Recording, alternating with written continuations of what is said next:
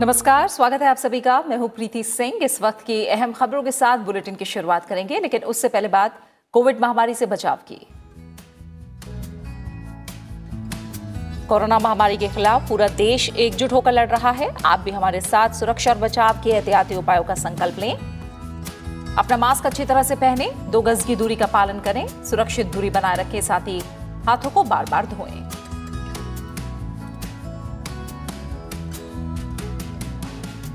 और अब शुरुआत करते हैं मुख्य समाचारों के साथ। 29 जनवरी से शुरू हो रहे संसद के बजट सत्र के लिए तैयारियां जोरों पर। सभी सांसदों से कोरोना टेस्ट कराने की अपील। संसद कैंटीन में खाने पर मिलने वाली सब्सिडी को किया गया बंद। लोकसभा अध्यक्ष ओम बिरला ने दी जानकारी।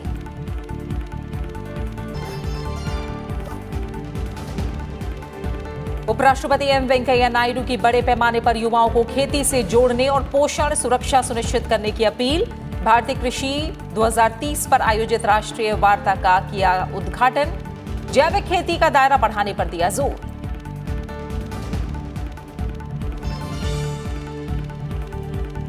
पीएम आवास योजना ग्रामीण के लिए प्रधानमंत्री नरेंद्र मोदी कल जारी करेंगे 2,691 करोड़ रुपए।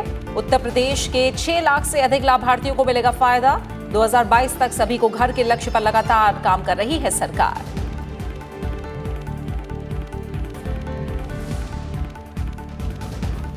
देश भर में अब तक 6,31,000 से अधिक लोगों को दी गई कोरोना वैक्सीन। स्वास्थ्य मंत्रालय ने कहा, प्रतिकूल प्रभाव और गंभीर समस्याओं के बारे में गलत साबित हुई चिंताएं। कल से सहयोगी देशों को वैक्सीन आपूर्ति की होगी शुरुआत।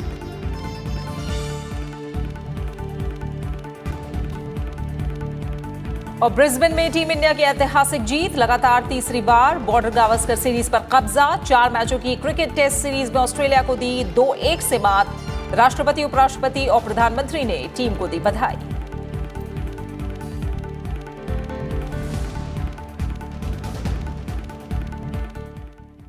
संसद के आगामी बजट सत्र के दौरान कोविड गाइडलाइन का पालन किया जाएगा। लोकसभा अध्यक्ष ओम बिरला ने आज 29 जनवरी से शुरू हो रहे बजट सत्र की तैयारियों का जायजा लिया। इसके अलावा लोकसभा अध्यक्ष ने जानकारी दी कि संसद कैंटीन में फूड सब्सिडी को खत्म कर दिया गया है। उन्होंने कहा कि बजट सत्र के दौरान संसद भवन और सांसद आवासों के आसपास RT-PCR टेस्ट की व्यवस्था होगी।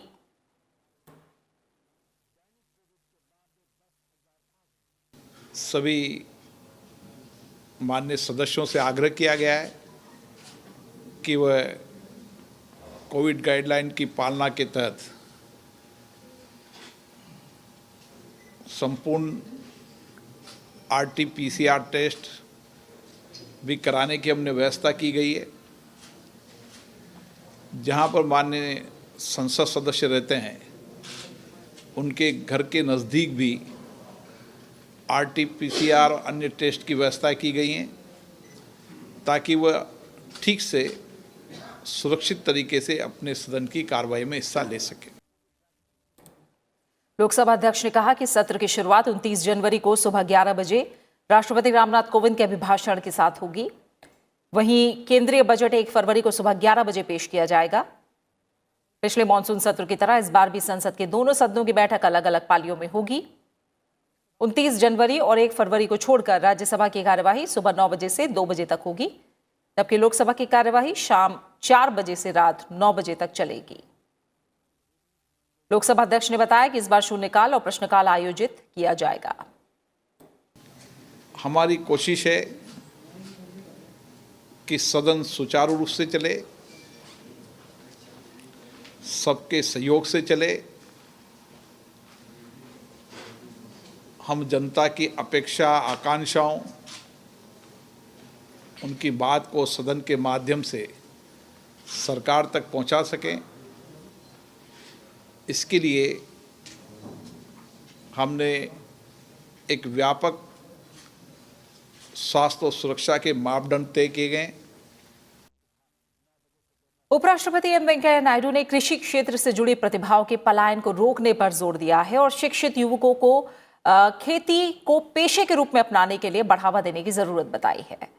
आज नीति आयोग और खाद्य और कृषि संगठन की ओर से आयोजित कार्यक्रम Indian agriculture towards 2030 pathways for enhancing farmers income, nutritional security and sustainable food systems को संबोधित करते हुए उपराष्ट्रपति ने कहा कि भारतीय कृषि का भविष्य प्रौद्योगिकी संचालित कृषि पद्धतियों, जागरूक और आधुनिक किसानों के हाथों में ही है।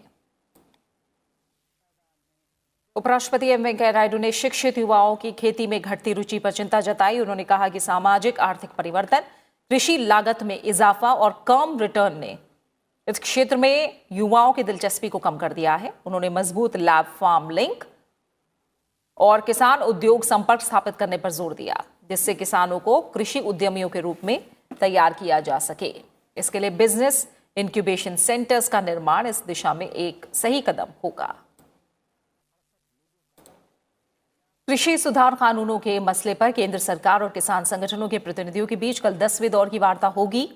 पहले ये बैठक के लिए निर्धारित की गई थी, लेकिन कृषि मंत्रालय ने बैठक की तारीख बदलने को लेकर कल देर रात वक्तव्य जारी किया था। साथ ही किसानों के मुद्दे सुलझाने के लिए सरकार की प्रतिबद्धता उन्होंने दोहराई। इधर कृषि कानून की समीक्षा पर सुप्रीम कोर्ट की तरफ से नियुक्त पैनल की आज पहली बैठक हुई। कमेटी के सदस्य अनिल घनवट ने बताया कि किसानों के साथ 21 जनवरी को बैठक होगी और आज की बैठक में इस बारे में फैसला लिया गया। उन्होंने कहा कि जो प्रतिनिधि कमेटी से व्यक्तिगत रूप से मिलना चाहते हैं, उनके साथ बैठक की जाएगी, जबकि उन लोगों के साथ वीडियो कॉन्फ्रेंसिंग आयोजित होगी जो समिति के पास नहीं आ सकते। अनिल घनवट ने यह भी कहा कि विभिन्न हितधारकों से कृषि कानून पर बातचीत के दौरान समिति के सदस्य अपनी निजी राय को हावी नहीं होने देंगे। इससे पहले कोर्ट ने 11 जनवरी को 3 कृषि कानूनों के कार्यान्वयन पर रोक लगा दी थी। इन कानूनों के खिलाफ किसान संघ राजधानी दिल्ली की सीमाओं पर विरोध प्रदर्शन कर रहे हैं।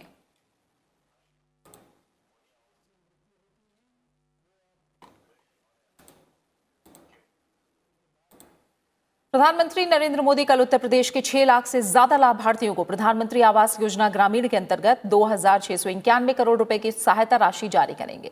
इस अवसर पर केंद्रीय ग्रामीण विकास मंत्री और उत्तर प्रदेश के मुख्यमंत्री भी उपस्थित रहेंगे। इस सहायता में 5,30,000 ऐसे लाभार्थी होंगे जिन्हें आर्थिक सहायता की पहली किस्त मिलेगी, जबकि 80,000 लाभार्थी ऐसे होंगे जिन्हें दूसरी किस्त मिलेगी। प्रधानमंत्री ने 2022 तक देश में सभी को घर दिए जाने का आह्वान किया था और इसके लिए 20 नवंबर 2016 को PMAYG योजना का शुभारंभ किया गया था। यानी प्रधानमंत्री आवास योजना ग्रामीण का शुभारंभ हुआ था और इसके लिए योजना के अंतर्गत अब तक 1 करोड़ 26 लाख घर पहले ही बनाए जा चुके हैं। मैदानी इलाकों में हर लाभार्थी को घर बनाने के लिए 1,20,000 रुपए, जबकि पहाड़ी क्षेत्रों के लोगों को 1,30,000 रुपए की आर्थिक सहायता दी जाती है। प्रधानमंत्री आवास योजना ग्रामीण के लाभार्थियों को घर के अलावा महात्मा गांधी राष्ट्रीय ग्रामीण रोजगार गारंटी योजना के अंतर्गत अकुशल कामगार श्रेणी के तरह भी मदद दी जाती है। साथ ही शौचालय निर्माण के लिए 12,000 रुपए की आर्थिक मदद भी दी जाती है।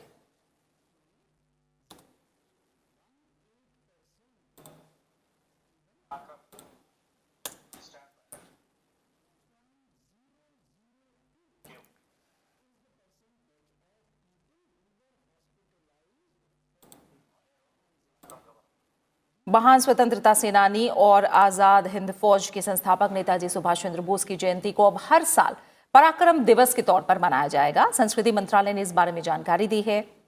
केंद्रीय संस्कृति और पर्यटन मंत्री प्रहलाद पटेल ने बताया कि नेताजी सुभाष चंद्र बोस की जयंती के मौके पर 23 जनवरी को कोलकाता में मुख्य कार्यक्रम होगा। कार्यक्रम में भाग लेने के लिए प्रधानमंत्री नरेंद्र मोदी कोलकाता जाएंगे। कोलकाता के साथ कटक और हरिपुरा में भी कार्यक्रम होंगे। नेताजी की जयंती के मौके पर IN के जीवित सैनिकों को सम्मानित किया जाएगा और नेताजी के पत्रों को संपादित करके पुस्तक के तौर पर प्रकाशित भी किया जाएगा। देश के भीतर और देश के बाहर भारत सरकार के कैलेंडर में अब 23 जनवरी पराक्रम दिवस के रूप में मनाई जाएगी। इस दृष्टि से 23 तारीख को माननीय प्रधानमंत्री कलकत्ता में इस 23 जनवरी को पराक्रम दिवस के आयोजन में शामिल होंगे। 23 तारीख को जो कार्यक्रमों की गतिविधियां हैं जो वर्ष भर चलने वाली हैं, उसके लिए एक उच्च स्तरीय समिति आदरणीय प्रधानमंत्री जी के नेतृत्व में बनी है। नेताजी सुभाष चंद्र बोस की 125वीं जयंती को भव्य रूप से मनाने के लिए सरकार ने एक उच्च स्तरीय समिति का गठन भी किया है। इस कमेटी की अध्यक्षता प्रधानमंत्री नरेंद्र मोदी कर रहे हैं। भारत के स्वतंत्रता संग्राम में नेताजी सुभाष चंद्र बोस के महान योगदान के लिए इस वर्ष को श्रद्धांजलि वर्ष के रूप में आयोजित किया जा रहा है।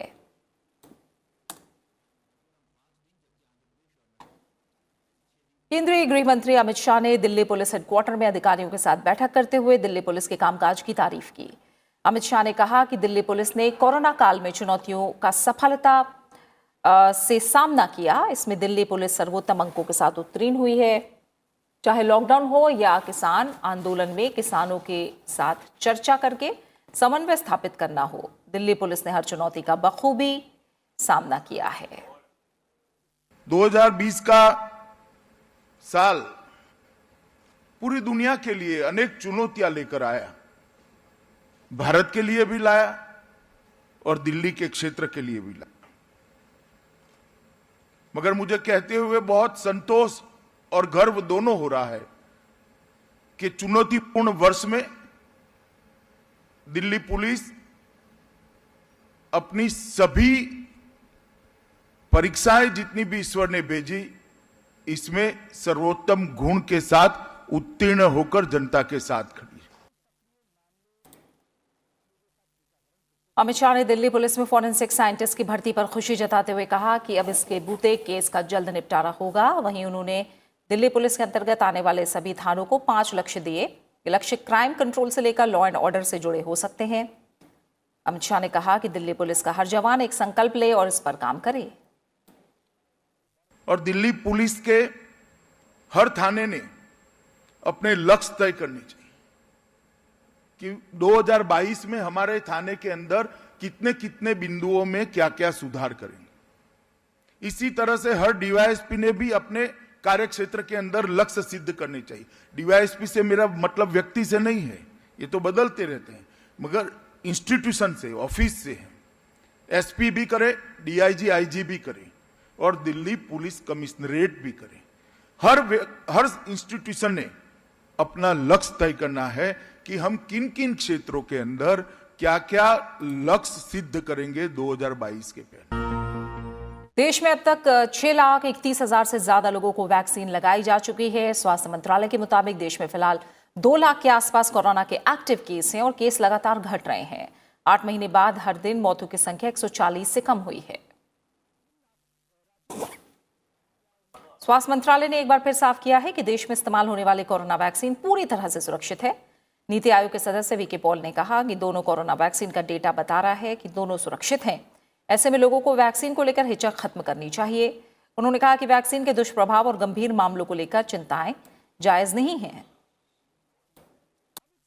वहाँ serious adverse event typically 0.6% report किए हैं, 0.6%।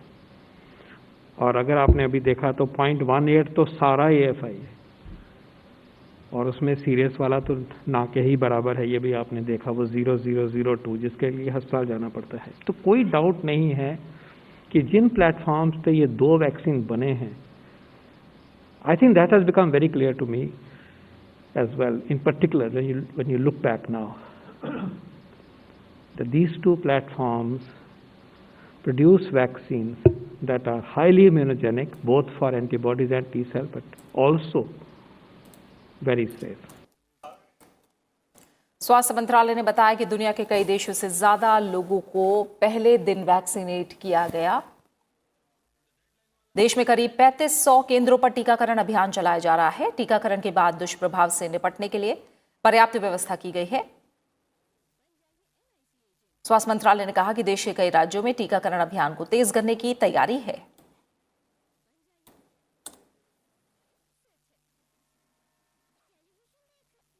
अब तक 580 adverse events following immunization report हुई हैं और इनमें से 7 लोग हॉस्पिटलाइजेशन के लिए भर्ती हुए। Delhi had 3, out of those 2 have been discharged and 1 with fainting is under observation at Max Hospital, and in Uttarakhand 1 is stable and under observation at AIIMS Rishikesh.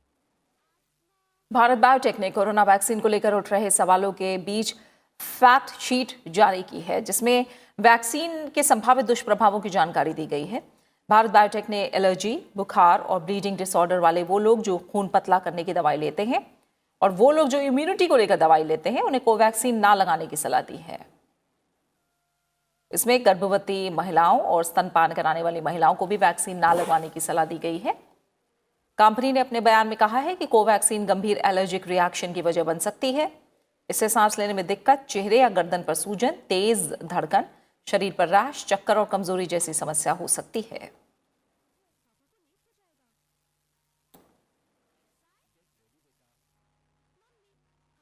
Bharat सरकार कल से अपने पड़ोसी और प्रमुख भागीदार देशों को भारत में निर्मित कोविड के टीकों की आपूर्ति करेगा। केंद्र सरकार ने पड़ोसी और प्रमुख भागीदार देशों के अनुरोध के बाद टीकों की आपूर्ति का फैसला लिया है। मानवता की मदद के लिए भारत सरकार की प्रतिबद्धता को ध्यान में रखते हुए सरकार ने कोविशील्ड और कोवैक्सीन की आपूर्ति करने का फैसला लिया है। भूटान, मालदीव, बांग्लादेश, नेपाल, म्यांमार और सेशल्स को अनुदान सहायता के तहत आपूर्ति शुरू होगी। वहीं श्रीलंका, अफगानिस्तान और मॉरिशस को कोविड टीकों की आपूर्ति के लिए आवश्यक मंजूरी की पुष्टि की प्रतीक्षा की जा रही है। टीकों की डिलीवरी से पहले टीका प्रबंधकों, कोल्ड चेन अधिकारियों, संचार अधिकारियों और प्राप्तकर्ता देशों के डेटा प्रबंधकों के लिए प्रशिक्षण कार्यक्रम का आयोजन किया जाएगा। प्रधानमंत्री नरेंद्र मोदी ने ट्वीट करके कहा है कि वैक्सीन मैत्री के तहत कई देशों को टीके की आपूर्ति की जाएगी और आने वाले दिनों में इसमें इजाफा किया जाएगा। प्रधानमंत्री ने कहा कि वैश्विक समुदाय की स्वास्थ्य संबंधी जरूरतों को पूरा करने में भारत को एक लंबे समय तक भरोसेमंद साझेदार के रूप में जाना जाता है।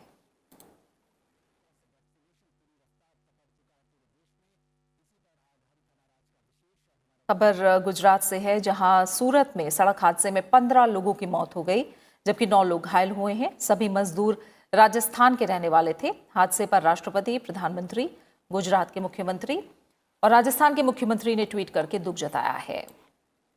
राष्ट्रपति रामनाथ कोविंद ने सूरत सड़क हादसे पर दुख जताते हुए मृतकों के परिवार वालों के प्रति संवेदना प्रकट की है। प्रधानमंत्री नरेंद्र मोदी ने प्रधानमंत्री राष्ट्रीय राहत कोष से मृतकों के परिजनों को 2 लाख रुपए और घायलों को 50,000 रुपए मुआवजा देने का ऐलान किया है। वहीं गुजरात के मुख्यमंत्री ने मृतकों के परिजनों के लिए 2 लाख रुपए और घायलों का शीघ्र इलाज करने के निर्देश दिए हैं। साथ ही मुख्यमंत्री अशोक गहलोत ने मुख्यमंत्री राहत कोष से मृतकों के परिजनों को 2-2 लाख रुपए और घायलों को 50,000 रुपए की मदद देने का ऐलान किया है।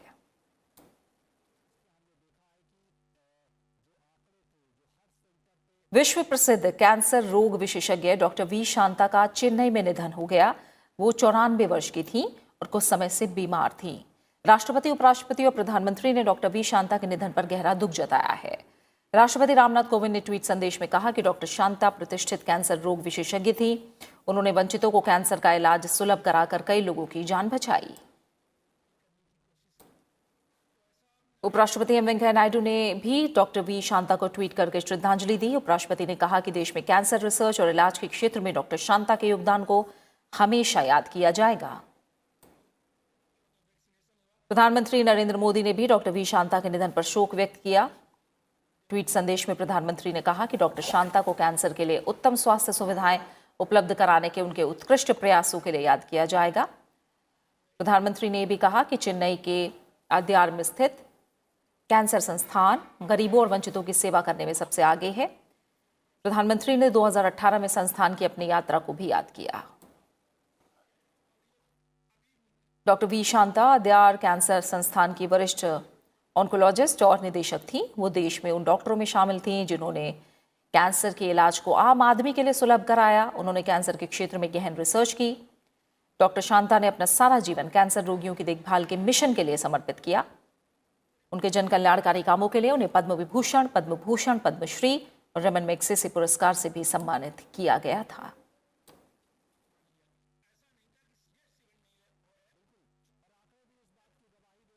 राष्ट्रीय आपदा मोचन बल के 16वें स्थापना दिवस के अवसर पर उपराष्ट्रपति एम वेंकैया नायडू ने बल के सभी सदस्यों और उनके परिजनों का हार्दिक अभिनंदन किया है। उपराष्ट्रपति ने ट्वीट करके कहा कि आपदा से ग्रस्त नागरिक राहत के लिए अपनी सहायता पर ही विश्वास करते हैं। आपकी निस्वार्थ सेवा और निष्ठा के लिए राष्ट्र सदैव कृतज्ञ रहेगा।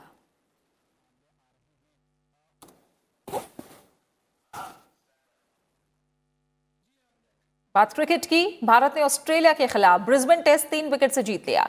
32 साल में यह ब्रिस्बेन में ऑस्ट्रेलिया की पहली हार है। इसके साथ ही भारत ने 4 मैचों की सीरीज को 2-1 से अपने नाम कर लिया। भारत ने लगातार तीसरे साल बॉर्डर गावस्कर सीरीज पर अपना कब्जा जमा लिया है। ऋषभ पंत को उनके शानदार 89 रन की नाबाद पारी के लिए मैन ऑफ द मैच के खिताब से नवाजा गया। ऑस्ट्रेलिया से सीरीज जीतने के बाद भारत विश्व टेस्ट चैंपियनशिप के शीर्ष पर पहुंच गया है।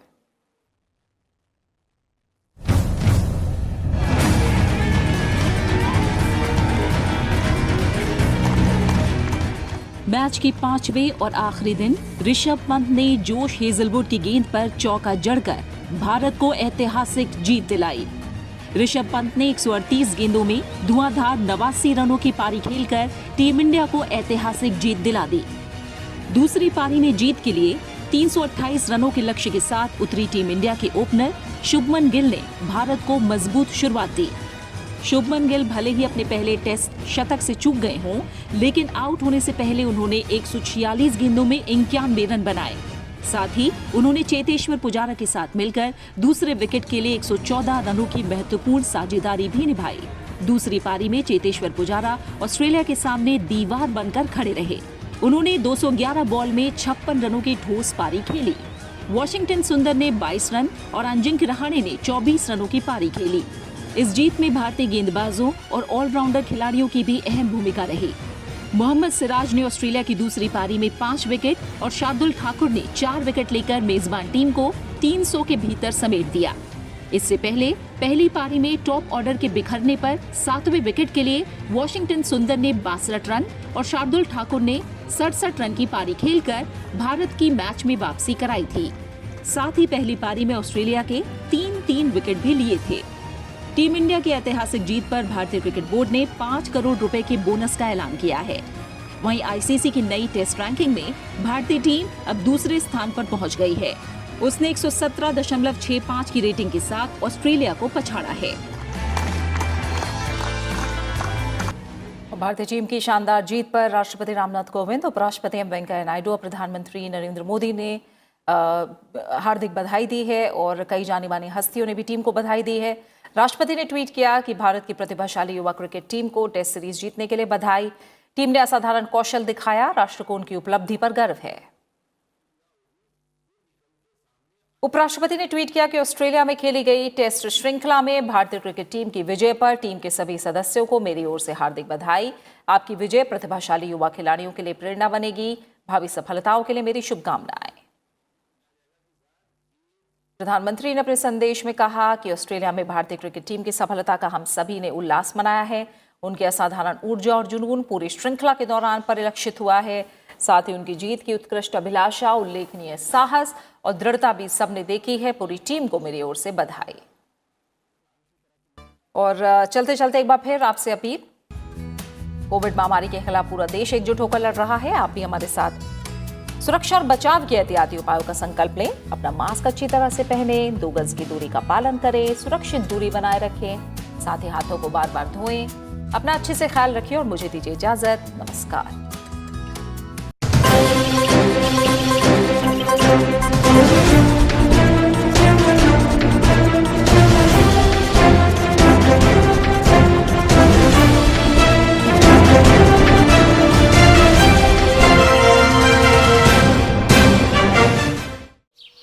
ओ काका, हुआ है शहर, ले आए खाद बीज?